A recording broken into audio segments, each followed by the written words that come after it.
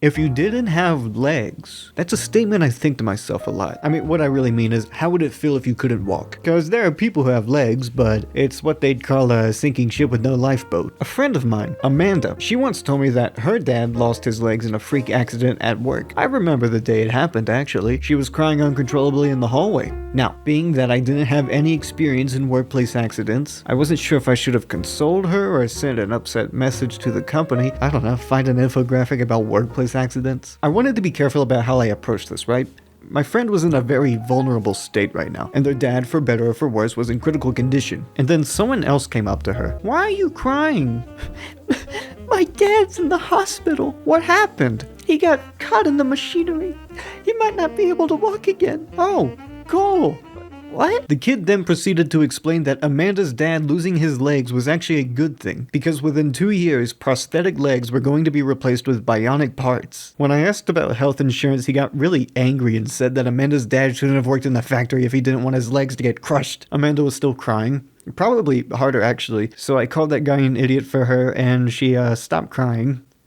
About a month passed by. I was in a hardware store looking for something my dad wanted me to get, and that's when I saw Amanda's dad in a wheelchair. I wasn't sure if I wanted to talk to him because I don't even know what would I say to him. I think like the owner came up to him instead because he knew him. But the weird thing is that even though Amanda's dad came in here like every day for 12 years, they were talking to him like he was 5. "Tommy, how you doing, pal?" "Oh, well, I'm doing good. You feeling better?" I mean, I can't put it into words. It's like he's a completely different person because he didn't have legs. I mean, he had his legs, but noodles. I grabbed whatever I needed, left the hardware store, and I saw Amanda's dad wheelchair his way to a truck. His wife was waiting for him, and I saw her help him get in. I noticed him looking at this rabbit. It wasn't doing anything, it was actually just sitting. Then his wife started the truck, and the noise of the engine startled the rabbit, so it started running away. I don't know what happened next, but Amanda's dad just started crying. Not just shedding a tear or two, but full on, he was bawling. And his wife wanted to console him, but she didn't know what to do. She tried asking what was wrong, and he couldn't let anything out other than,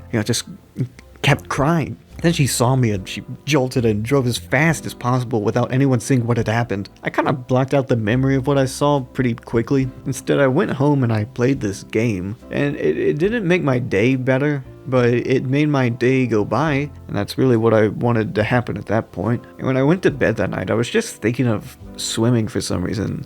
Like, I didn't have a dream about swimming, but when I was going to bed, I just kept thinking about like water and swimming. I don't know what it means, but